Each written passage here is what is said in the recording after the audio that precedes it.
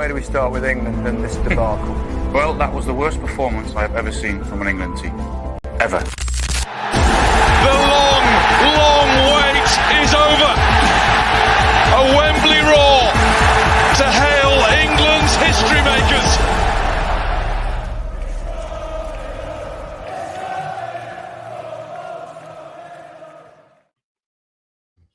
Hello and welcome to the Boro Breakdown podcast, the road to Berlin.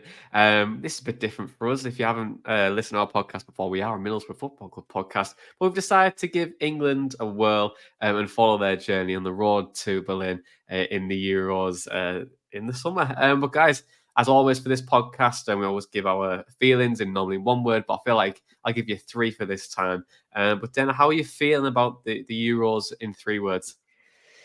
Ooh, nice little return to the 3 words there, Johnny. I'm going to go with hopeful, no, actually excited, intrigued, and guarded. Because I think you have to be guarded with England. They are a very nearly team.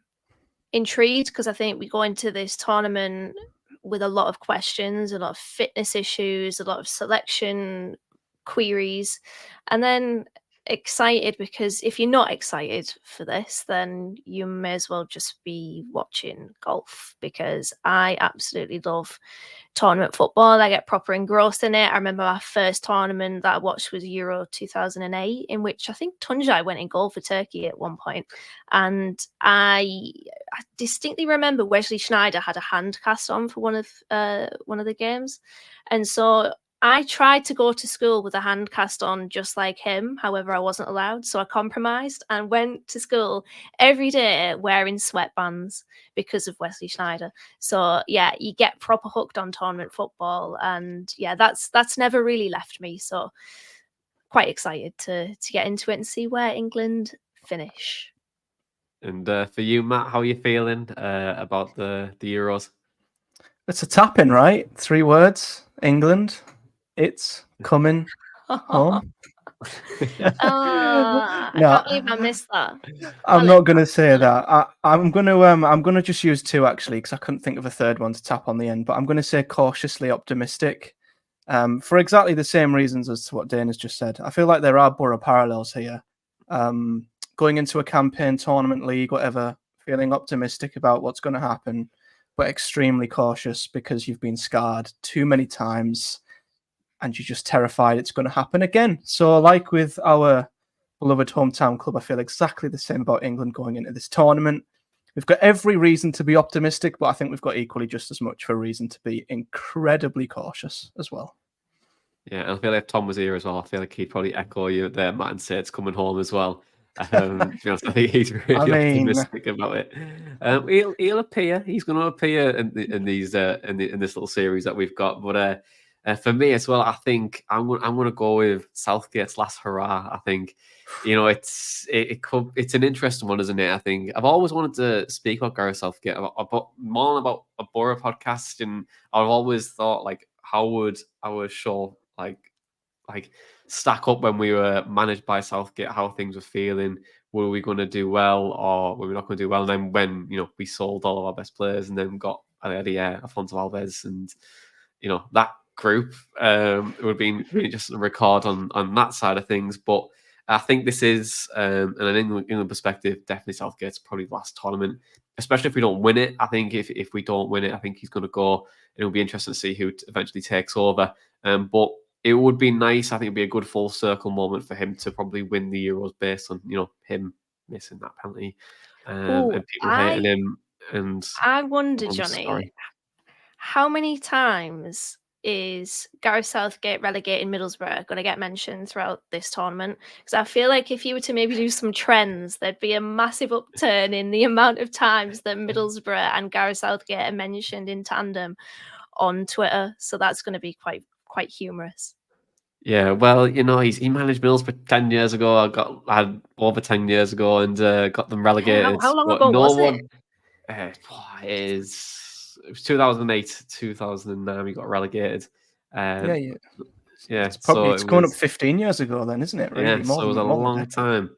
But Yeah. again, no one knows the whole context of that. But anyway, that is for another time. We're here to chat about the Euros, and we'll start with introducing the squad. So there was one player that has recently just joined the team as part of the training staff, and it was Tom Heaton. So when I seen Tom Heaton being called to England, I was like, what is going on? But we'll start off with the goalkeepers, of course, Dean Henderson, John Pickford, and Aaron Ramsdale. In defence, we've got Lewis Dunk, Joe Gomez, Mark Gahey, Enzo Konza, Luke Shaw, John Stones, Kieran Trippier, and Kyle Walker. And then going to the midfield with Trent Alexander-Arnold, Conor Gallagher, Kobe Mainoo, Declan Rice, and Adam Morton. Jude Bellingham as well. He's been put down as a forward alongside Jarrod Bowen, Eze, Foden, Gordon, Harry Kane, Cole Palmer, Bukayo Saka, Ivan Toney, and finishing off with Ollie Watkins. Start off with an open question, guys. How are we feeling about the England squad for the Euros? Do we think it's a good squad? Are we concerned about the defence? Of course, no Maguire, no Stones. Of course, well, he's doubtful at the moment, and Luke Shaw was training today. But how are we feeling about the squad in general? I think it's worth mentioning before I say anything else that this is a talented squad, and in and amongst the chat about who hasn't been called up, I do think that's maybe been lost in that discourse. But yeah, the more that I think about it, the more I do tend to focus on who hasn't gone, because I think you look at Harry Maguire, I think he's a massive, massive miss, because whenever I think about Gareth Southgate's England, what you can kind of hang your hat on is that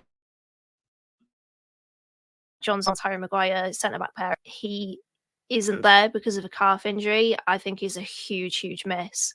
And it's going to be really interesting to see who will stand in his place and see how they do. Because remember, Harry Maguire at Euro 2020 was injured and Tyrone Mings came in for the first few games. So I think that's going to be really interesting. I think Mark Gahey may get that nod. He's just come back from a long-term injury at Palace. So there's another kind of question. How is he going to fare coming back into the squad?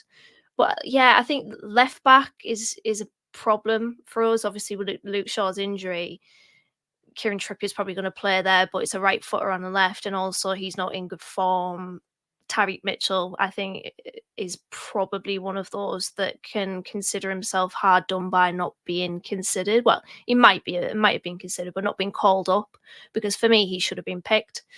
And then the whole discussion around Branthwaite over Dunk, I'd probably agree, but I'm not as passionate about it as others.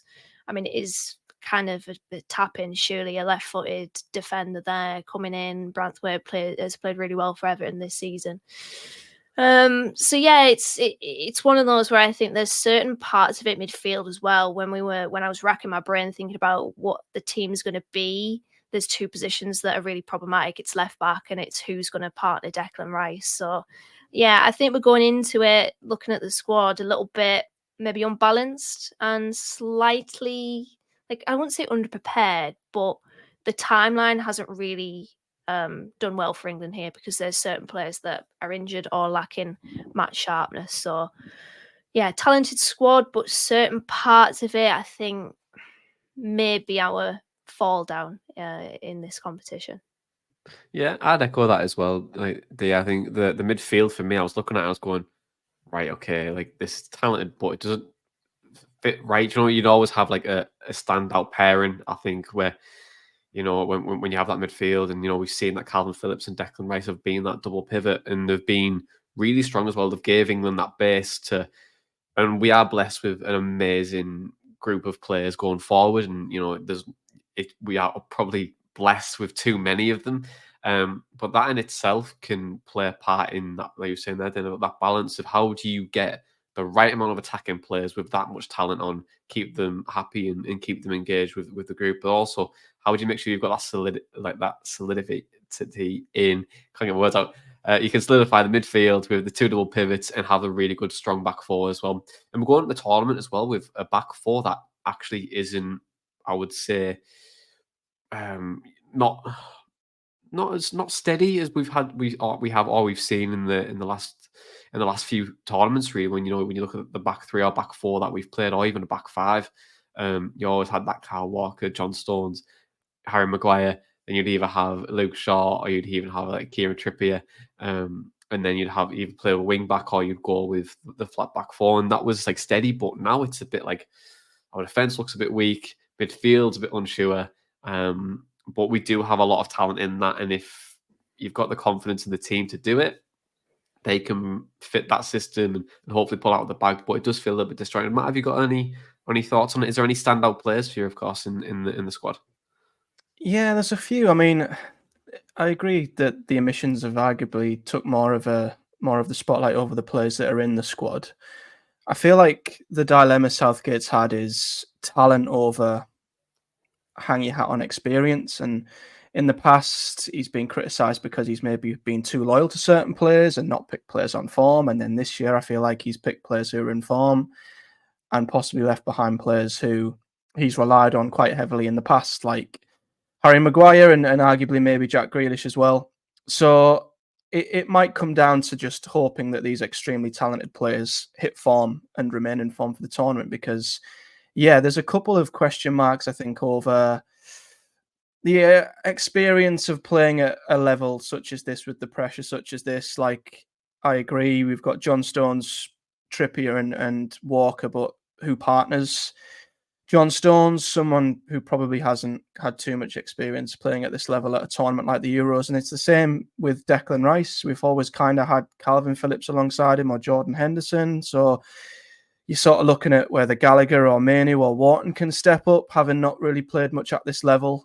I think attack is probably the only place where we're absolutely spoilt with ridiculous levels of talent. And again, that's even a strange problem to have in itself, because how do you fit them all in and get the best out of them all? You know, Foden, Bellingham, Kane, Eze is a player like Saka, I feel, has to start. So there's a lot of different problems in this England team, and it's all about whether Southgate can knit them together, because I feel like he probably does have the pieces. It's all about whether he can actually put the jigsaw together. But it's a good squad. Let's not make any bones. I mean, the emissions are massive, but it's still a very, very good squad. I don't know if you mentioned Jack Grealish, because I did lag out a little bit, but just to kind of put my kind of 50p in there about that, I think that's crazy that he's not brought Jack Grealish. Not because of performance levels, but mostly because Jack Grealish, like, for Christ's sake, he's like the face of Hellman's. He's on that advert. So the marketing guy at Hellman's must be fucking fuming, must be sick as a pig that he hasn't been brought to Germany. Fucking hell, man. God, that is the replacement for Tom and a half there. That's exactly what Tom would say. But yeah, it's just really strange that, like, it's a big balls decision from Southgate to omit Grealish. I actually think he would have been beneficial, different profile on that side. So obviously he was the clamour guy of Euro 2020, got into the team, made an impact. Then you think, okay, Jack Grealish has maybe not established himself as a starter, but he's established himself in the squad. So the fact that he's not even in the selection of players for Euro 2024, I just think is a weird reality shift, where previously I think we've maybe criticised Southgate for picking the big club players, but this is a twist on that. And yeah, I just find that that's a huge shock to me, not bringing Grealish. There's an interesting stat, actually. Sorry, Johnny. There's an interesting stat just off the back of that I think I saw. This is the England squad with the least number of top 6 footballers in it since 1992, which was a stat I stumbled across on Twitter. So he absolutely has just gone for who he sees on form and not just gone for the big names, which hopefully is a clever decision and one that won't backfire. There's 4 from Crystal Palace, isn't there? The most amount from a single club. Which, that's well, some people will probably say that that's his Crystal Palace bias there, Gareth Southgate being a former player, and the Brighton fans will be fuming with that, of course, because there's a rivalry. But big decision there from Southgate. Yeah, and like it would have been 5 then if Tyreek Mitchell got in there as well at left back. So being really interested, but it was showing like the turnaround they had in the Prem towards the back end of the season. But I think in terms of the emission side of things, you know, when we look at like Grealish, he hasn't came to the Euros. Henderson, again, someone who's been a mainstay in the squad, hasn't went to the Euros. Calvin Phillips had a really poor season and has been instrumental in the group of the last couple of years. Raheem Sterling as well, who has probably never really let England down, to be honest. And in that last that Euros in England where he just couldn't stop scoring and was probably England's best player, I would say, of the tournament. And Definitely. he again hasn't came to the Euros, but there is so much attacking talent. How do you pass on the baton to these young players who have had fantastic seasons like Cole Palmer, who's come in and is a really, really strong player. But in terms of like any other omissions, like James Maddison as well, Branthwaite I thought was unlucky. But what's everyone's thoughts on Maddison not potentially getting in? Because again, a midfield profile, creative, might not have been as strong probably in the back end of the season, but it's a little bit of a surprise, do you think, Matt, that Maddison hasn't gone into the squad as well? Yeah, a little bit. I think his form maybe towards the back end. I think he even admitted it himself that maybe his form coming back from possibly an injury. He seems like he's always injured. But his most recent injury, at least, I think he admitted his form's not been great. But yeah, I still think he's a good options, Dawn, to have. I mean, yeah, Adam Wharton's come into great form, and I think he had something different. Kobbie Mainoo is he's an interesting one though, because I'm sure he was actually only training with the under-21s and might have even been scheduled to be going away with them up until late on. So having him in there over Maddison as well, yeah, there's an element to me as to why. But again, is he more of a steady, safe pair of hands and someone who offers something that little bit different in midfield, where we are a bit light alongside Rice, because I don't think there's room for him any further forward than that. So it's so tough. It's really, really tough, honestly. The quality, I mean, Rashford's another one. He's, had a terrible season, but was another instrumental player that people were crying out for. And I think he did really well in the last tournament too. So what a great problem to have, I guess. Yeah, it really is. It's a great problem to have. But on the more defensive side, then, and I mentioned it earlier around Henderson and Calvin Phillips have been in that mainstay England squad. To be replaced by Adam Wharton and Kobbie Mainoo, obviously, we watched Adam Wharton play for Blackburn this season in the Championship, but how he's made that step up and really flourished at Crystal Palace. But do you think are they ready for the step up of international football yet, or do you think it's just a tournament too soon? Well, you like to hope that they are ready because they've been selected. I mean, the truth is that we won't know until we see them on this big stage. If we do, I will say that I love that Gareth Southgate has selected them, though. I'd much rather have a Kobbie Mainoo and an Adam Wharton than a Jordan Henderson, to be honest. I think with those players, he's picked that up-and-coming crop that are also performing at a good level in the Premier League. And I think that's just rewards for obviously breaking through and taking your opportunity. And I really hope that they do take well to this international stage, mostly because one of them is in my England 11. So yeah, the truth is we won't know, but yes, they are inexperienced, but it's not the first time and it won't be the last time that England bring an inexperienced player to a major tournament and they kind of have that breakthrough campaign. So fingers crossed that they make an impact. I'm not expecting them to be one of England's best players, but if they get on the pitch, I hope that they're a positive for us, because I think they're two players with really bright futures ahead, and those futures are really not too far in the future. Yeah, 100%. Well, you alluded to it there, Dana, that one of them is in your starting 11. So I feel like we should go to this because obviously on Father's Day, we do kick off our tournament against Serbia. And it's a really big game for me. I think we have to restart this home well, but it'd be really good to see what you guys have picked for your starting 11. So Matt, I'm going to start off with you first. And it'd be good to take me through your 11, your system, and what's your strengths, your weaknesses, and any areas of concern. What do you think? What are you going to go for? Well, I sort of started by looking at what we've been playing recently, and although our form hasn't been great, I wouldn't want to change things up too much from what we've had recently with the 4-2-3-1, and I guess the back five. The centre backs, obviously, alongside Stones, was a question mark I sort of alluded to earlier, but I would probably just stick with Gehi in there because they've played together most recently. And then fullback. I kind of agree with you, Johnny. I know I don't want to spoil your 11, but if Shaw's fit, I probably would lean towards him, but I don't think he will. So I'd have Trippier in there for now. I'd keep Walker at right back, I think, just because if teams are going to sit in on us and try and catch us on the transition or on the counter, his ability to cover is really, really important, I feel like, and his pace too. So I'd have him in there. And then the other big question mark, as we mentioned, was alongside Declan Rice. And I've put Alexander Arnold in there because I feel like, again, when we're playing teams that maybe have a very low block, who I think we clearly do struggle to break down at times, he has the ability to pick out some really good passes and create chances in various different ways. And I think he's proven with England he is quite an effective central midfielder. So I'd put him there. And then I think the front four picks itself. I mean, part of me wanted to put Bellingham alongside Rice and maybe squeeze Palmer into the three behind Kane somewhere, but I want to play Bellingham as far forward as I can, in behind Kane, obviously. And then I think Saka and Foden are an absolute given.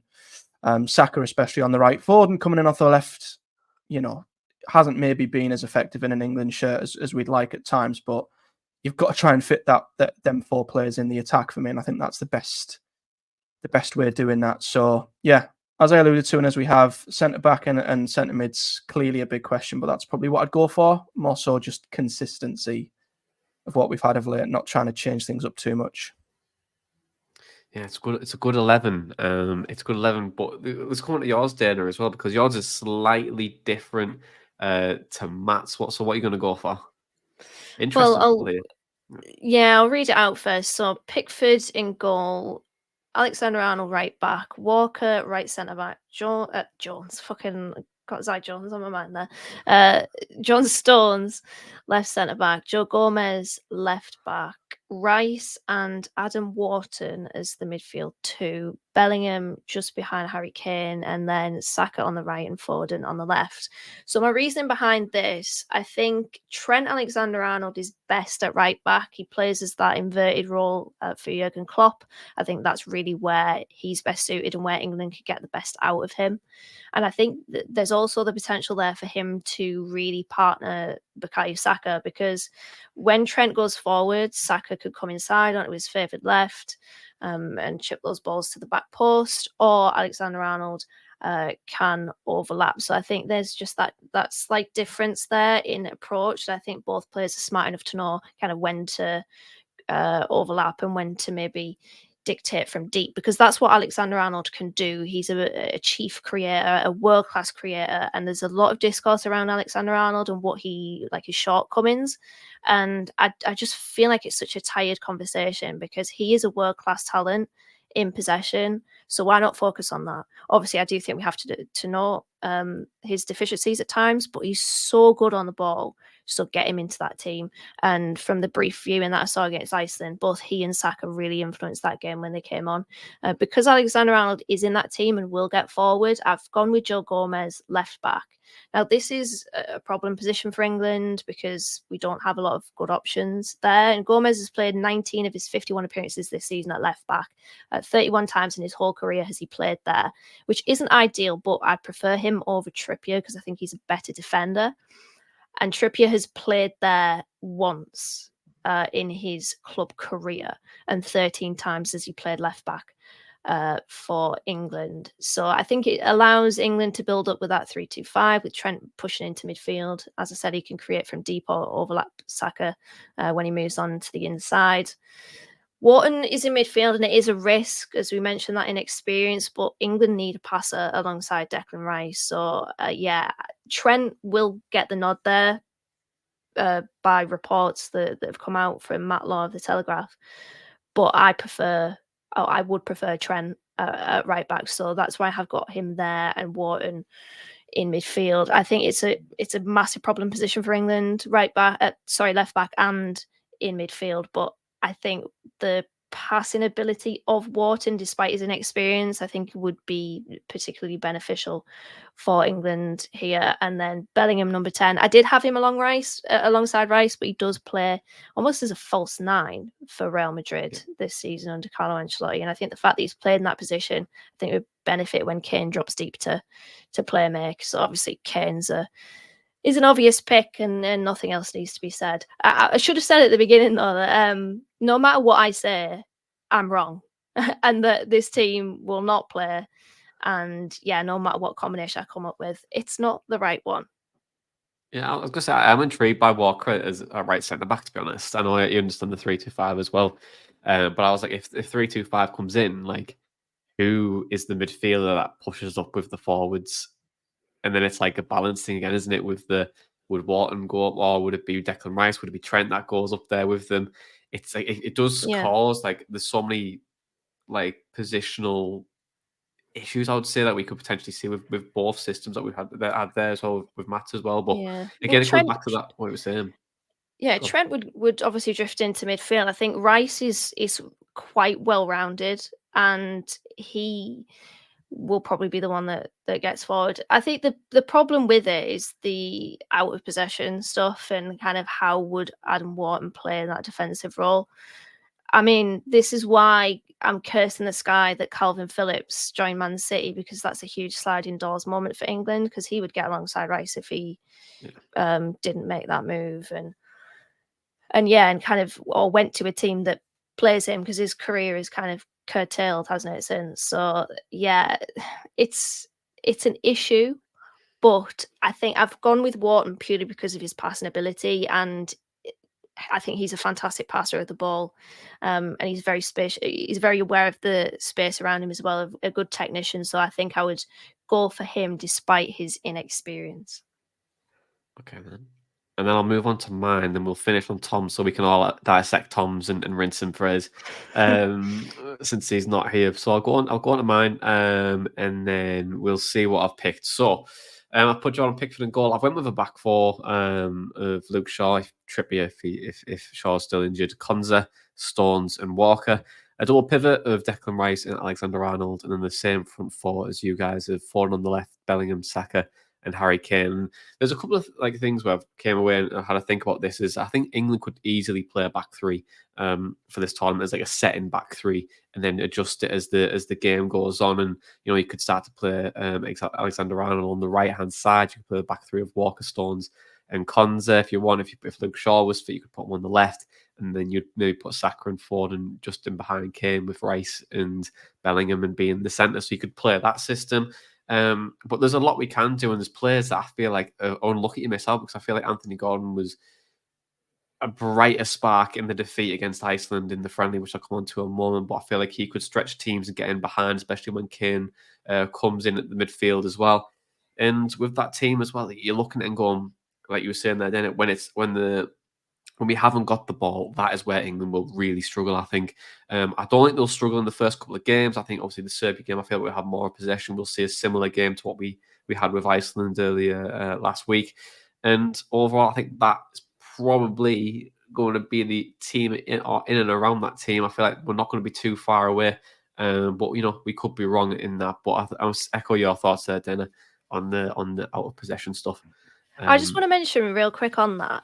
I think it has to be mentioned that there's probably not a lot of teams that England will not dominate the ball against, especially in the group stages. Like, we will dominate the ball against each of the teams that we face. So it might not be as big of a problem initially as what maybe people might think, but particularly when we get to the knockouts and we face better teams, quite frankly, then yeah, that might become a bit of a problem.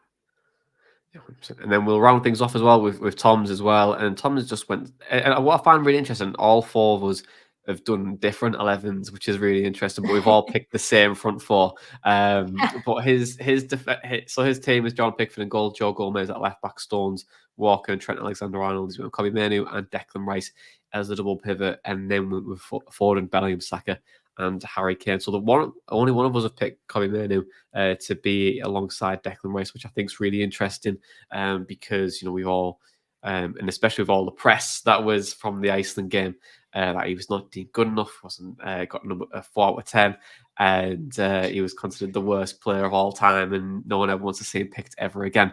But that is the English media for you. But I want to chat about the defeat to Iceland just very, very quickly, because I know it's not the be-all, end-all map, but you're concerned a little bit by the defeat against Iceland all. I think it's not just Iceland. I think it's the form coming in. I think we've looked a little bit lethargic, a little bit turgid in recent games, struggled to break teams down. I think I didn't see all of the Bosnia game. In fact, I missed when it got good, but for the most part of that game, again, we seemed to be really slow and first half especially quite ponderous. So I don't just think it's Iceland as an isolated defeat that has me a little bit concerned. I think it's the form leading into it. I think we've only kept 2 clean sheets in our last 7 games in the lead up to it, and that's not ideal. So yeah, I think the biggest worry I got out of Iceland as a game itself was how many chances they had on the counter attack. They got in behind us really, really easily. It felt like we had to play 100 passes before we even got close to creating anything, whereas they were seemingly creating chances and having shots at goal at will, really. And on another day, Iceland would have probably put another 1 or 2 past us, which would have been quite disastrous. So there's an argument the scoreline could have been more flattering given that game in isolation. But I think overall our form going in is just not been great for a while, and we just need to hope that we can sort of warm up into the tournament. Get a few results early on, but by hook or by crook, just so we're not allowing any unnecessary pressure onto ourselves, and hopefully we'll warm up and really sort of click into gear. But you can't deny it's not the end of the world, but it wasn't a great viewing. And another stat I saw, I can't recall the exact date, but I think it's the first time, it might have even been since 1992 again, actually. It's the first time in a long time we've went into a tournament on the back of a defeat as well. So it's kind of uncharted territory in that respect for us, at least in recent memory. Yeah, 100% it does. And it might even dampen the potential of it's coming home. Do you think it has dampened it a little bit? And especially the form as well, like Matt was alluding to there, like the clean sheet record that we have.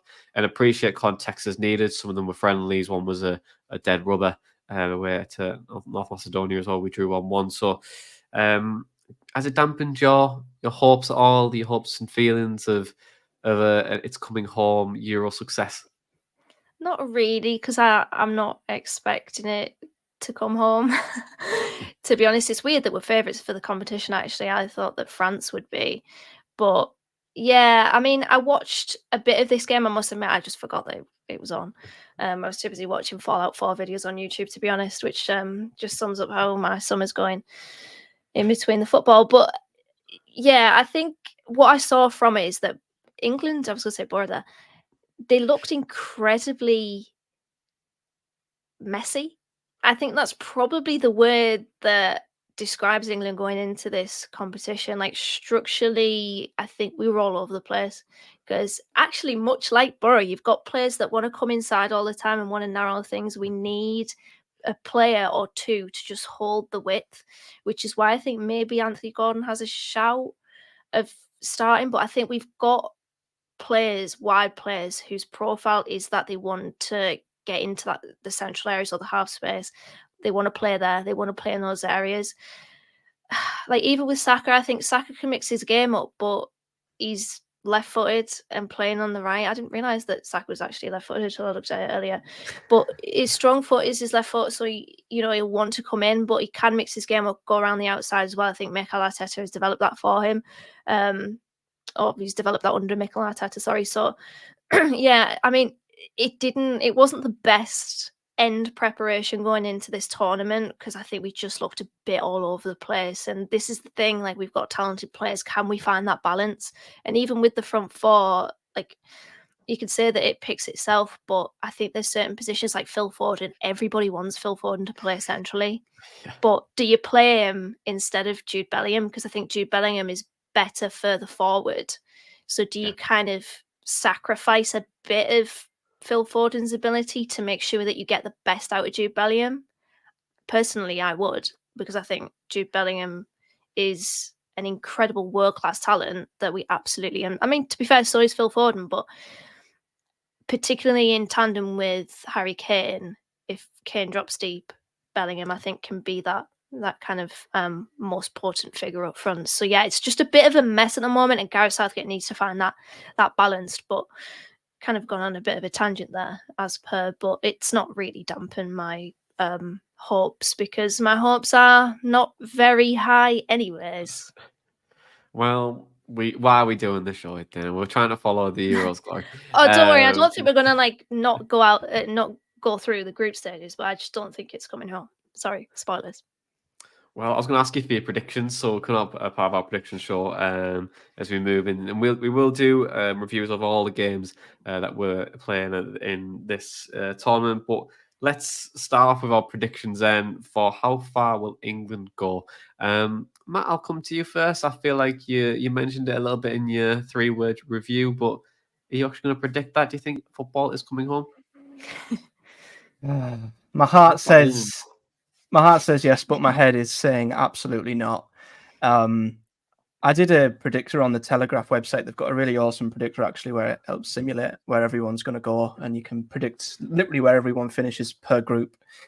And we are on a crash course, if everything goes to plan, to hit France in the semi-final. Mm-hmm. And I can't. There's just nothing as positive as I want to be. I just can't convince myself that we would beat France in a semi-final. I just look back at recent tournaments and I feel like we are such a nearly team. It's unbelievable. You know, Croatia, think back to that semi-final, France in the World Cup. Obviously, we were leading in the final of Euro 2020. I feel like when we need to take that final step, we haven't been able to quite do it, whereas France are a team full of experienced serial winners. And I feel like when it gets to that semi-final, if it's France, I don't think we'll get past them.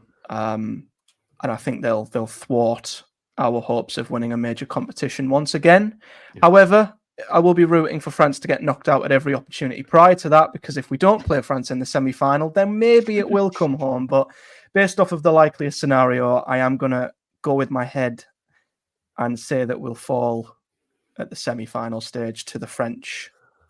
Yeah. Again. Was it the 2010 World Cup that the French team had a revolt and they just refused to play? Like they fell out with the management staff, and also was that 2010 World Cup? It rings a bell with France, to be fair. It does, doesn't it? They love an implosion. Yeah, so maybe we're going to hope for one of that. But I'm going to have to search it when I ask for your prediction, Dana. But how far do you think England will go? I think you're going to say semi-finals as well, right? Yeah, I kind of maybe propped it up earlier as if I thought that England were going to go out of the round of 16 or something. But no, I think that we will reach the semi-finals and we will face France. It will be interesting because Gareth Southgate, he's got if this happens, he would have a massive opportunity to avenge obviously the World Cup, but I just don't know. I think they're an absolute powerhouse, aren't they? And maybe I'm kind of dampening England's ability and talent as well, but I just think that they're better than us. But they do have Adrien Rabiot and his mum, who used to be his agent. And I remember me and my friend Jamie follow an account on Twitter called Get French Football News. I would definitely recommend following that because the French football is an absolute cinematic experience. And Adrien Rabiot's mum proper went after Kylian Mbappe's family at Euro 2020. I think she was shown on the camera arguing with them. So there was this massive tension behind the scenes and in the France camp actually between the players and the family and stuff like that. So I'm hoping that happens again and that they can kind of, implode and the drama from France kind of rears its head again. So there's always a chance with Adrien Rabiot's mum involved, I think. But I reckon that they will beat us in the semi-finals and that's where England will finish. Yeah, I'm semi-finals as well. But if you do beat France, you win the whole tournament. And I think if we do that, I'll predict that. But the next one is going to be who will be the tournament dark horses. So this is an interesting one. I'm going to probably kick us off here. I'm going to probably say Belgium. Now, you might laugh at me because they've been favourites for the last couple of tournaments, but they have had a bit of a fall off. They lost this golden quotation generation, which I feel like was a little bit ruined by Roberto Martinez. But what I'm about to say. But I feel like this time around, they're backed completely out of it. They're about 20-1, I think, on Sky Bet. And when I'm looking at the team itself, it's a young group of players who are really talented. Like Diket Alare up top was a boy wonder in Belgium a few years ago. And obviously made the move over to AC Milan. Really strong player. Lukaku, of course, will always cause problems. But then you've got Jeremy Doku, Openda as well. Really good front line and very pacey as well. But when you're looking in the midfield as well, there is some really good talented players in there, like Yuri Tielemans. Trossard, De Bruyne. And you're looking at this going and going, yes, defensively they might struggle, and there's no pressure on this time around. So maybe this is the opportunity for Belgium to actually do as good, maybe a little bit better. But there is some really good players in there this time around, and I feel like they're building again. And there is a lot of good players in the J Pro League, so I'm hoping that they do a little bit better this year. Maybe they are my dark horses, but Matt, I'll come to you. Who's your dark horse in this one? See, it depends if it's dark horse to win it or just dark horse to do really well and maybe provide a few shocks. I've actually gone with Hungary. Okay. I looked at the teams who qualified, and them and Romania took me as a bit of a surprise by how they qualified, top of their group, unbeaten, and maybe as well as a bit of, I guess, bias, the fact that we've had some shockers against Hungary of late. I think we lost 4-0 to them in the Nations League, and we couldn't beat them in the World Cup qualifiers either. But since the end of the qualifiers, they've actually, barring a loss to Ireland, I believe they've won every single game. So they're coming in good form. They qualified relatively comfortably, and I think they're in a group with Germany, Scotland, and Switzerland, to which I think they'll get through quite comfortably. I mean, even though Germany are the home nation, and maybe if they weren't the home nation, I'd feel more strongly. But I don't know about Germany. I just don't feel that they're at the peak of their power anymore. And if home advantage doesn't maybe help them as much as it could, Hungary could quite easily win that group. So I've just got a feeling about them. And again, via that predictor, there's a very strong chance we could hit Hungary in the last 16. And like I said, our recent results against them are shocking. So maybe that's the banana skin we need to worry about instead of France. But yeah, I'll go for Hungary in there. Why not? Yeah, I think what really benefits Germany is Nagelsmann as head coach. I think a really, really talented manager. Probably incorrectly sacked at Bayern as well. And interestingly, they tried to come back for him in the summer until they hired Vincent Kompany as head coach. But then, who are you going to go for? Who's going to be your dark horse for the tournament? I've gone for Austria, which is maybe a bit of a large shout because they're in a group with France, the Netherlands, and Poland. But I think Ralf Rangnick's obviously their manager, and I think that to go far in a tournament, you need that buy-in of everyone and the style of play, rather than just having big names. Now, Austria's big names are probably Marko Arnautovic, Marcel Sabitzer, Konrad Laimer. They're the three that stand out. So they don't have the Robert Lewandowski that Poland have, for example, where it's just literally that one big name and a couple of others. But I just feel like that high press that Rangnick absolutely loves. They beat Germany recently. Let me just pull up their results. So they beat Germany, I said recently. It was in November 2023. They've beat Sweden. They drew to Belgium. They beat Italy as well. So, I feel like they could be a dark horse for me. And so I'm going to go with Ralf Rangnick's high pressing Austria side, who, they seem to have really bought into his style of play. So I'm looking forward to, I'm intrigued to see how they get on. Okay, then. And I was calling back the players I mentioned around Belgium as well, just Maxim de Kuip, who I was buzzing about, and I was hoping that Boro would sign him last summer as a left back, put us in my shortlist, and he's not been called up to the Belgium squad. So I was like, oh, great. I actually didn't even realise until about an hour ago. And we'll go on to the final two questions before I wrap up for the preview one. And it is, who will finish Euro 2024 as the Golden Boot winner? Then I'll come back to you. Who do you think's going to win the Golden Boot? I've gone for Mbappe. I can't stand Mbappe. So I'm just going to be absolutely hate watching him throughout the whole of this tournament, but I think that he will probably end up the Golden Boot winner, yeah. Matt, what are you going to go for? We've got to award England with something because, we've not been too downbeat. I'd say we've been realists, but I'm going to give it to Harry Kane. He's going to bring it home being the Golden Boot. Not, unfortunately, the actual title. And I agree, Matt. I agree. Harry Kane, Golden Boot winner. And then finally, who will be crowned the winner of the Euro 2024? We've all said that England will get knocked out in the semis here, so I don't think any of us got England. So I'm assuming, and I'll go first. I'm going to say if England don't win it, I think it will be France. Is the natural, I think, recipient. I think they're going to probably do it. But Matt, who are you going to go for? Yeah, to quote the legendary Sol Campbell on Sky Sports News, I think France. Amazing. For you, Taylor. See, I've gone for Spain. I've gone Spain, okay. France final, and España win the Euro 2024. Interesting goal for Spain. I'm surprised by that, but it's just pure vibes. Just pure vibes. Thinking woman's analysis. Just pure vibes. Just pure vibes. Right, okay then, guys. Thanks so much for joining me as always, as we always do our podcast. But to listeners and viewers, if it's the first time you listen to the Boro Breakdown podcast, welcome. We do, again, like I mentioned at the start, follow Middlesbrough Football Club home and away and talk about their games. But this time we decided to do an England one instead to follow the Euros, but also we're going to be putting some more content out there as well on YouTube as we start to sign more players. But for right now, this has been the Boro Breakdown podcast, and that was the first episode of The Road to Berlin. Up the England.